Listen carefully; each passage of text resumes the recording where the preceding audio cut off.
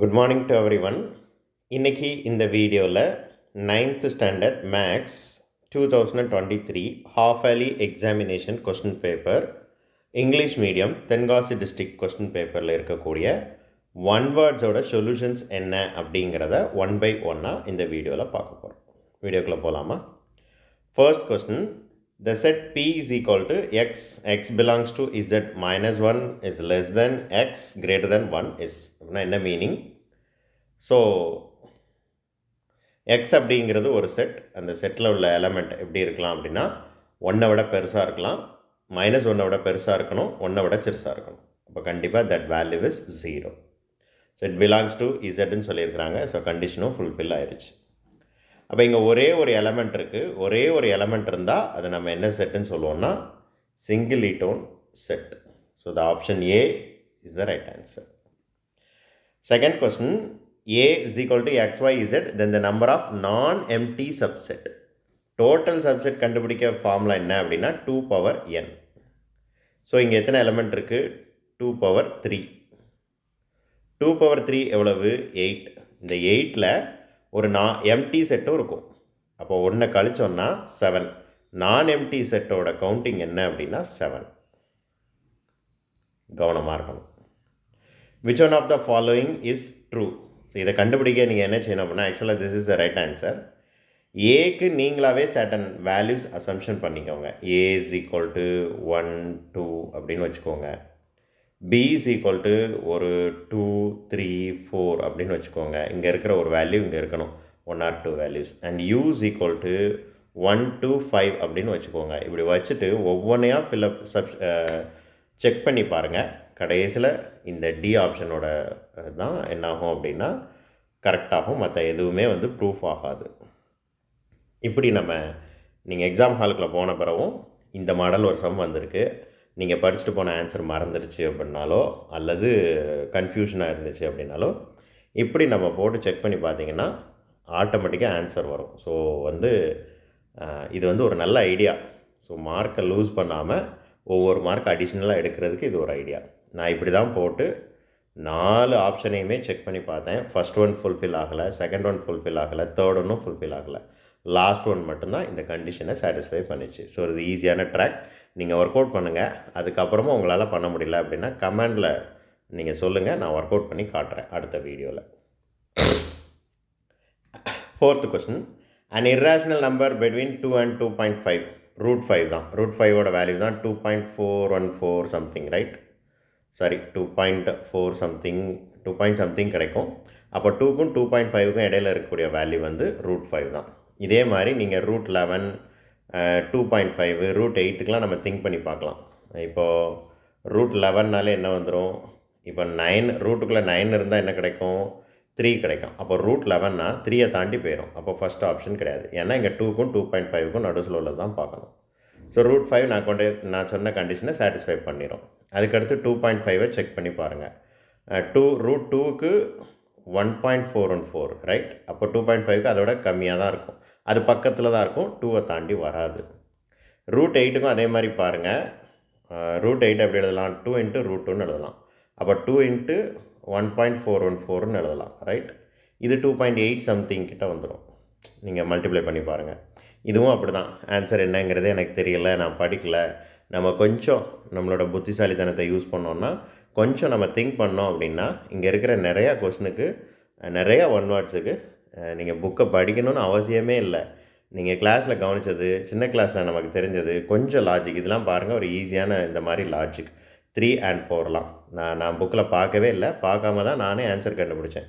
நான் எப்படி கண்டுபிடிச்சேன் எங்கள் ட்ரிக்கை உங்களுக்கு சொல்லித்தரேன், நீங்களும் ஃபாலோ பண்ணுங்கள். ஸோ என்னை பொறுத்தளவுக்கு 9th ஸ்டாண்டர்ட் மேக்ஸில் ஒன் வேர்ட்ஸுக்கு புக் பேக்கில் இருக்கிறத படிக்காமலே மினிமம் 14லேருந்து ஒரு 10 ஒன் வேர்ட்ஸுக்கு அழகாக ஆன்சர் கண்டுபிடிக்கலாம்.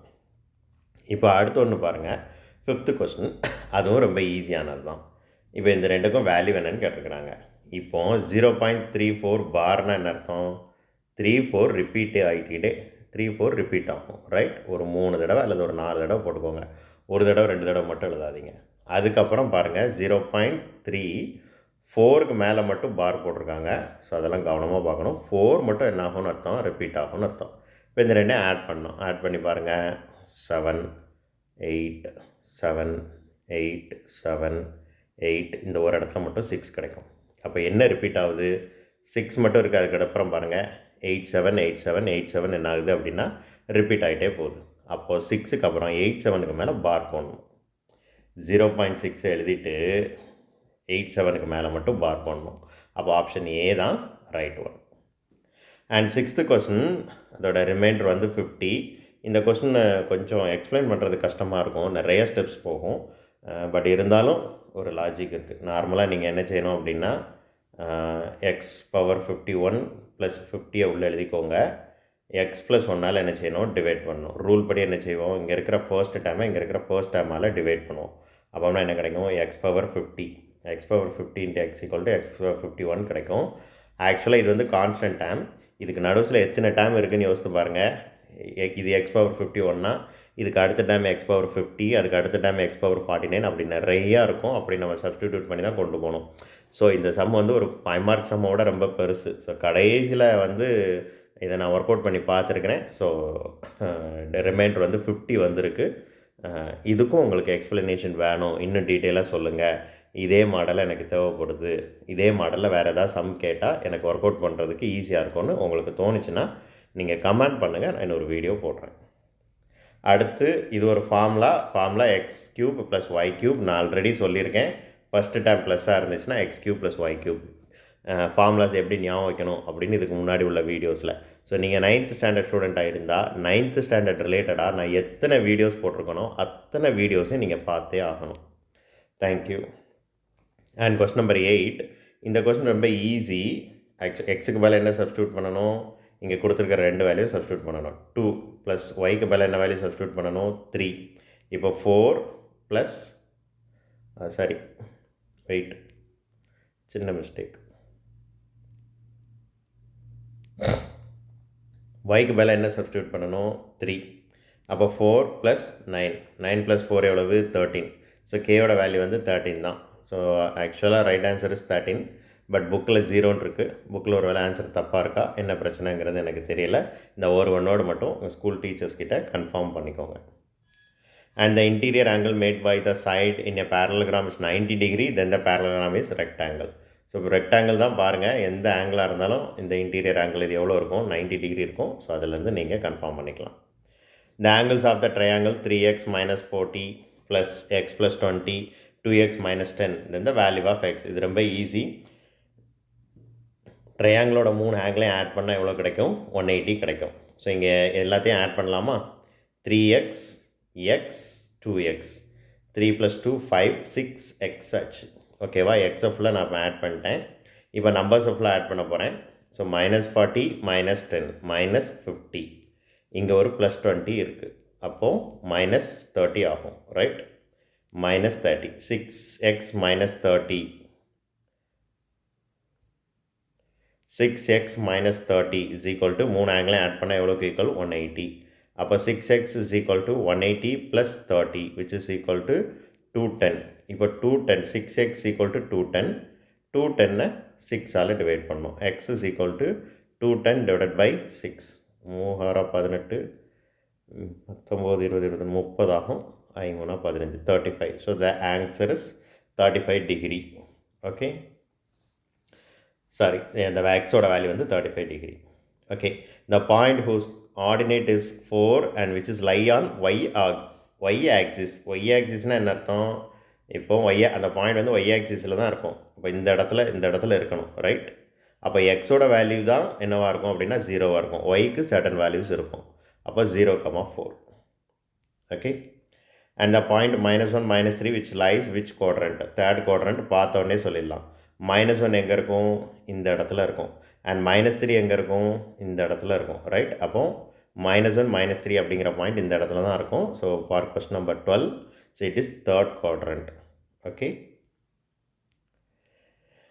And tan theta is equal to cot 37 degree, the value of theta is.